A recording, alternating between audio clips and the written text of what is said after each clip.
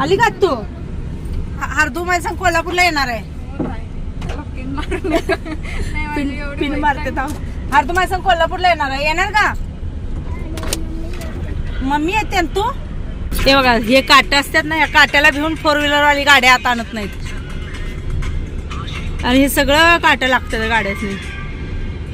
सगळा रस्ता केला आणि एवढंच का कडण ठेवलं असेल गायचं? पाहिजे कोणी तोडणार कोण? आणि शेत दुसरे शेत हा हे दोन्ही साईडला गटर काढलं ना मग पाणी वरून पाणी सगळं येते रस्त्यावरच. चल उतर या.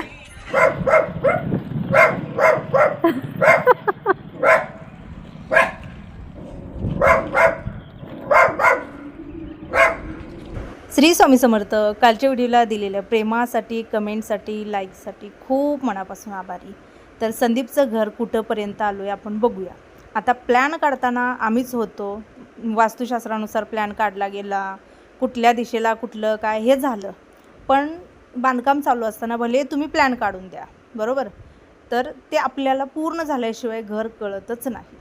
घर खूप मोठं घेतलेलं आहे, म्हणजे जवळजवळ 1500 स्क्वेअर फुटामध्ये घर आहे. टोटली जागा जी आहे ती 2000 स्क्वेअर फूट आहे. आणि वरची जी 500 स्क्वेअर फूट जी आहे ती पार्किंगसाठी, थोडंसं गार्डनसाठी, आजूबाजूला अशी जागा जी आहे ती सोडून बांधलेलं आहे. होय. आणि इथून जिना असा वर जाणार. आता काम चालू नाही, बंद आहे? आज ही करून चालू आहे. आम्ही कालच होते. हा मग आता 2-3 दिवसांनी मुरुम टाकून घेतल्यानंतर हा हा हा हे आता सगळं भरून घेणार आहे असं. मुरुम टाकून पिशव्या लावून देतात होत्या पिशव्या कुठल्या पिशव्या आणले ते 3000 पिशव्या. हा नाही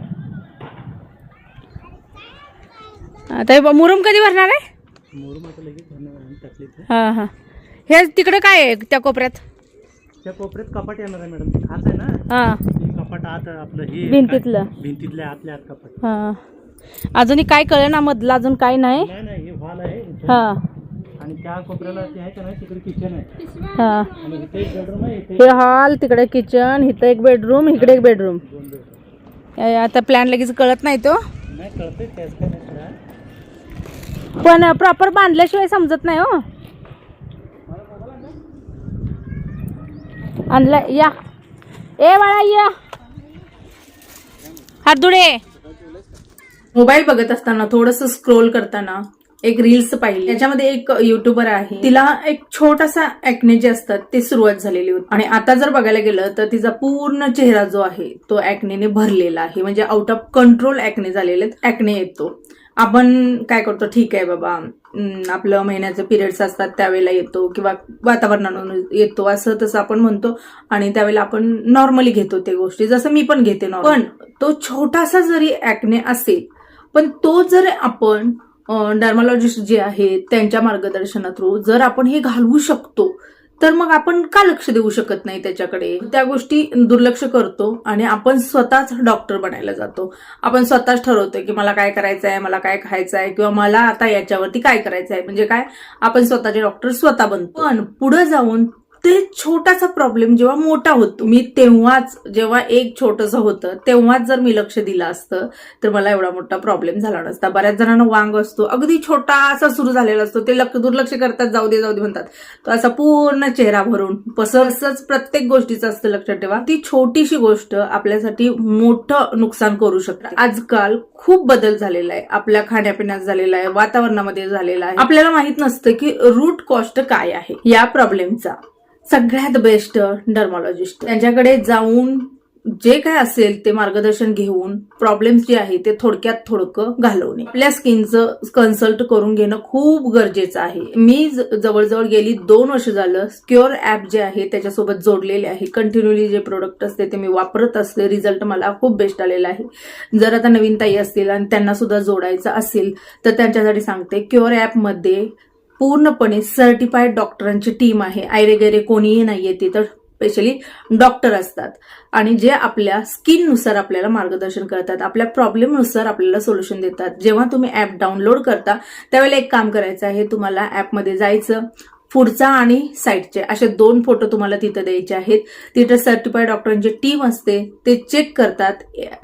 AIच्या मार्फत ते स्कॅन केलं जातं आणि त्याच्या थ्रू तुम्हाला काय प्रॉब्लेम आहे काय नाही त्याच्यानंतर खूप सारं चॅटिंग केलं जातं. तुम्ही कशासाठी क्युअर ऍप जे आहे ते जॉईन केलेलं आहे हे तुम्ही सांगू शकता, बोलू शकता आणि त्याच्यानुसार पूर्ण तुमच्या स्किनचा अभ्यास करून जे प्रॉब्लेम आहेत त्या प्रॉब्लेमनुसारच प्रोडक्ट जे आहे ते दिलं जातं. एक किट असतं जे दिवसभराचं असतं सकाळपासून संध्याकाळपर्यंत.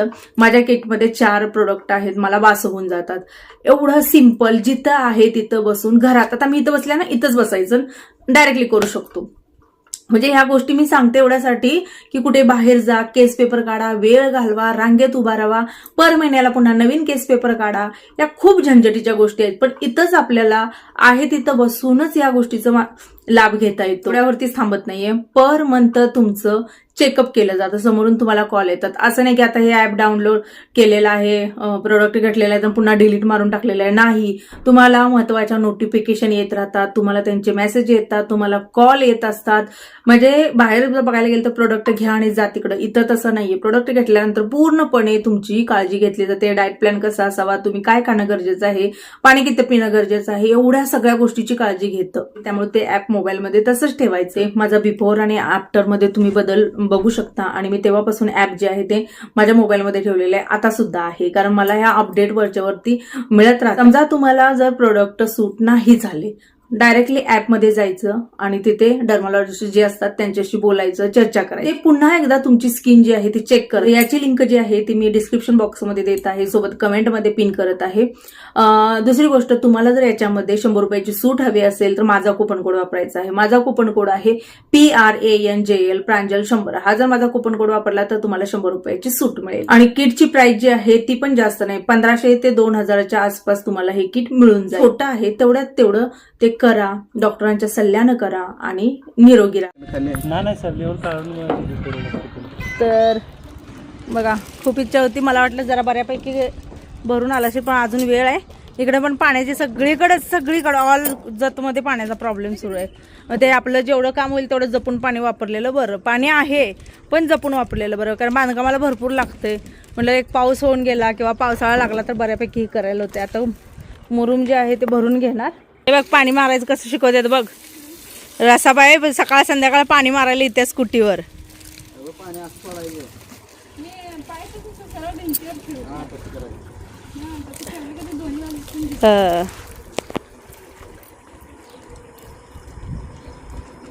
लय पाणी लागते ग बाई.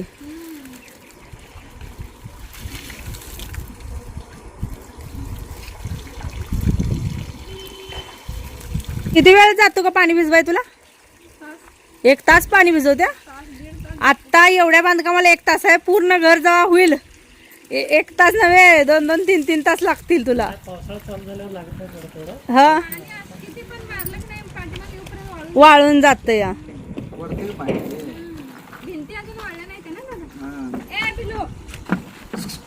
त्याचं एक काय वेगळंच आहे, त्याला आत यायचं पडले.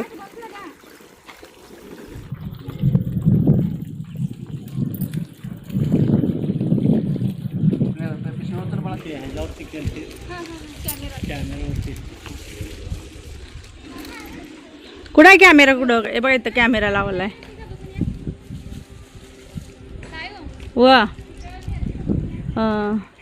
चला हो का, पोरगा हाताला धरले. चला चला, थांब पडील आपण. हा चला चला. ओके, पोरगा मला न्यायला आले. तू पडशील बाबा, थांब, सोड, मी येते सोड. चल मी वरनं पाय देऊन येते. त्याची यायला येत नाही की, तू नको येऊ आता, यायला येत नाही म्हणून मी येते. चल, मी वरनं येते. हा चल.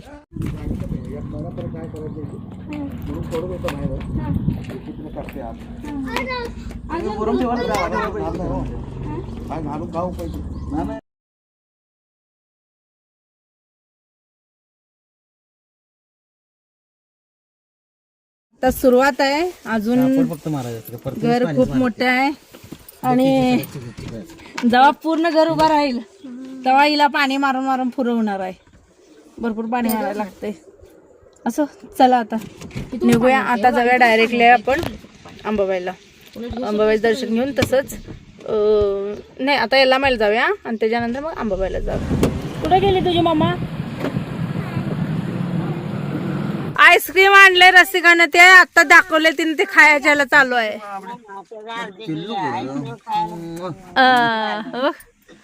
आत्तूला दे, मम्मीला त्याच्या म्हणते आत्तूला दे, मामाला दे, भैयाला दे. ये आता तू पण घेऊन बस. चला ए चला रू. नाक पाहून खायला लागले कसं पुसते जर एवढं काही टेस्ट तर आता मी आलेले आहे जतची यल्लमा देवी.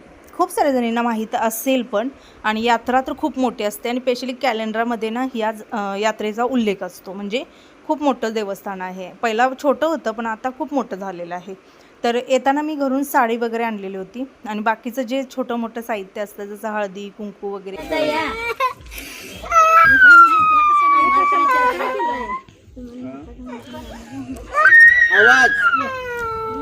एवढं सुंदर पोरगा कुणाला लोकांना देतात? एवढं छान छान पोरगा आहे की आमचं.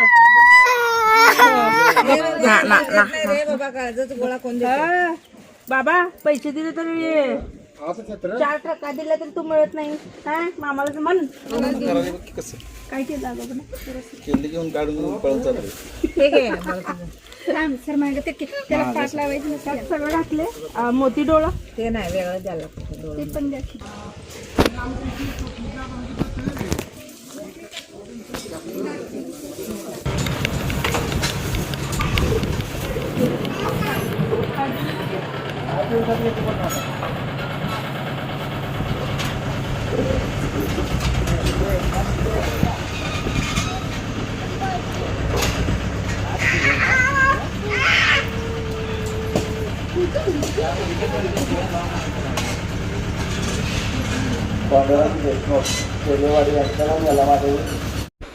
दर्शन घ्या ताईनो, कारण इथं कुठंही शूटला काही लिमिट नाही.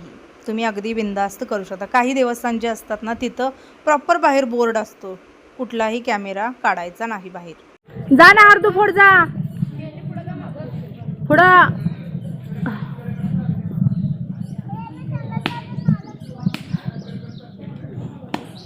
याला परशुरामला फोडलं नाही. कोण परशुराम एक तुकडा ठेवला ना आणि कोण ते दुसरा पण.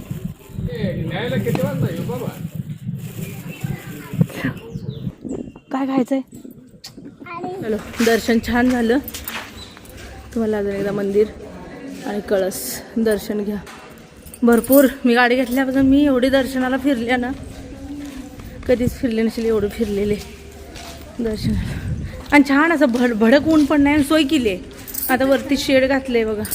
शेड घातल्यामुळे एक झाले की जास्त असं दमायला होत नाही उन्हात तानात. अर्धू चप्पल. हां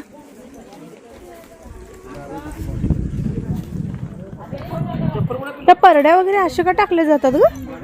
एवढं देवाला ह्याला पुजायचं आणि बघा की कसं यात्रा झाल्यानंतर जी घाण बघा. काढायला पाहिजे कमिटीतल्या. चप्पल ठेवून आहे तिथं. कुठं? तुझ्या नाव माझ्या. आर्याने चप्पल विसरली. अरे तिथूनच 2 ते 3 किलोमीटर अंतरावरती एक डोंगर आहे आणि त्या डोंगरावरती हे देवस्थान आहे अंबाबाई. ही सुद्धा आमच्या माहेरची देवी आहे. त्यामुळे मी कधीही यल्लमाला आले ओटी भरले की इकडं जरूर येते. फक्त एवढंच आहे की इकडे यायचं म्हणलं तर 2 व्हीलर किंवा 4 व्हीलरच पाहिजे. जायला रस्ता आहे पण देवी जी आहे ना ती पूर्णपणे डोंगरावरती आहे. डोंगरावरती पूर्ण ते मंदिर बांधलेलं आहे आणि त्याच्या खाली ना एक लग्नाचा हॉल आहे मोठा. मोठ्या मोठ्या लोकांची सुद्धा इथं लग्न होतात, छोटे असू दे मोठे असू दे, जसं ज्याची परिस्थिती असेल.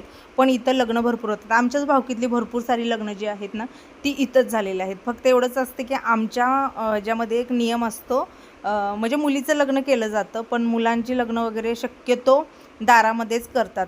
जवळजवळ 99% लोक करतात, कारण ते आमच्याकडे ते ज्योतिबाचा ईर वगैरे असतो आणि त्यामुळे आमच्यात नियम आहे की मुलीचं बाहेर जाऊन चालते करा पण मुलांची लग्न दारातच करायची, कारण तो ईर आपल्या दारात काढला जातो. त्याच्यासाठी ते आम्हाला म्हणजे कुठल्या हॉलला वगैरे किंवा केवढी छोटी जागा असो मोठी जागा असो तिथंच करावं लागतं.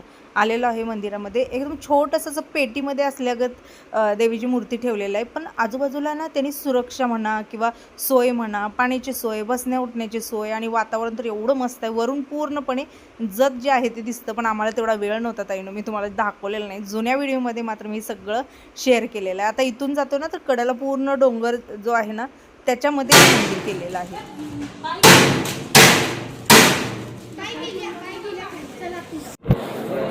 थोडंसं रावळात बसलो आणि बाहेर पडायला लागलो.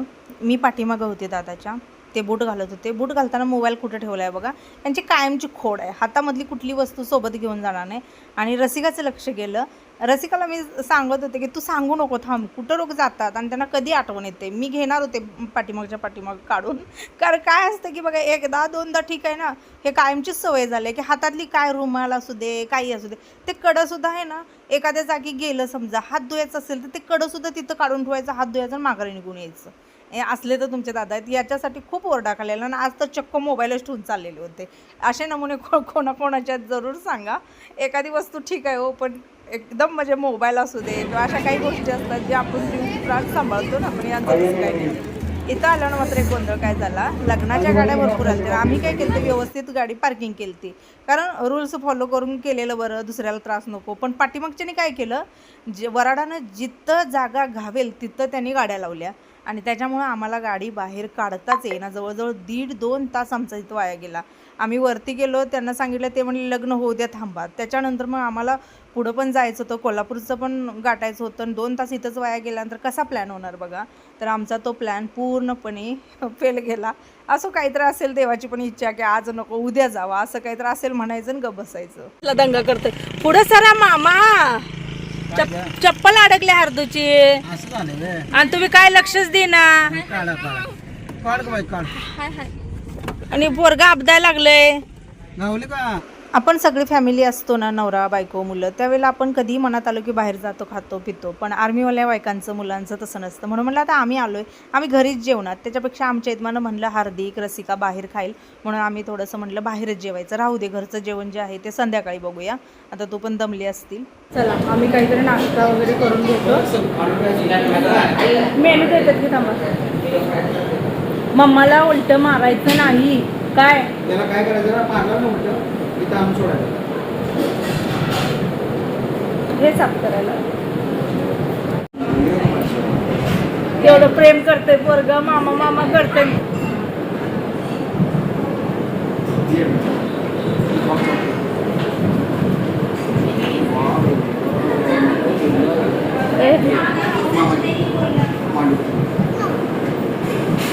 तुझं माझं म्हणून मला काय कर म्हणा. किती पण याला पण सोनारच लागतं.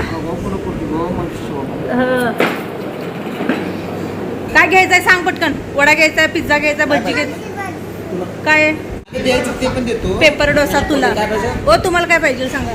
काय तू काय वडा सांबार आहे, वल्ली मिसळ आहे. असं बडव की जरा मामाला, आम्हाला लय धावून धावून येतोय.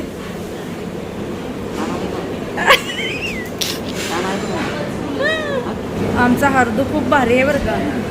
आम्ही ऑर्डर केला पेपर डोसा, तो आला भला मोठा. चौघांचे 4 ऑर्डरी जर म्हणले तर ते म्हणले तुम्हाला जागा पुरणार नाही, पहिला 2-2 घ्या आणि त्याच्यानंतर 2 घ्या. आम्ही म्हणलं 2-2 डबल रिपीट तेच करण्यापेक्षा ना, मी रसिका यात खातो, तुम्ही दोघं त्यात खा. मग दुसरं ऑर्डर केलेलं होतं काय तो आपला उत्तप्पा आहे का काय आहे बघा, ते वेगळंच होतं. पण इथल्या पूर्ण रेसिपी ज्या आहेत छान आहेत. म्हणजे त्याला मी कधीच म्हणणार नाही की बाबा जेवण बरोबर नव्हतं वगैरे, काही म्हणणार नाही, कारण बेस्ट क्वांटिटी पण चांगली आणि चवीला पण चांगला आहे. पण आता बघा, ज्याच्यासाठी आम्ही आलो बाहेर खायला, कारण आम्ही तर तुम्हाला माहिती आहे जातो येतो, रसिका आणि हार्दिकसाठी. तिने फक्त डोसा खाल्ला आणि ह्यातले 2 घास खाल्लेले आहेत. बाकी तिचं झालं, पोट भरलं, जेवण झालं. इथं कोल्हापूरमध्ये सुद्धा तिला हौसनं आम्ही घेऊन गेलतो रंकाळ्याला वगैरे, तर तिनं ते आजीगत नाचवलं होतं मला. इथं पण उलट्या व्हायला लागल्यात, मळमळ व्हायला लागले, असं व्हायला लागले. असं चालायचं तर सवय नसते. त्याच्यानंतर मग लस्सी घेतली आणि निघालो. मग चला आता या व्हिडिओचा इथंच एंड करते. सर्वांना श्री स्वामी समर्थ.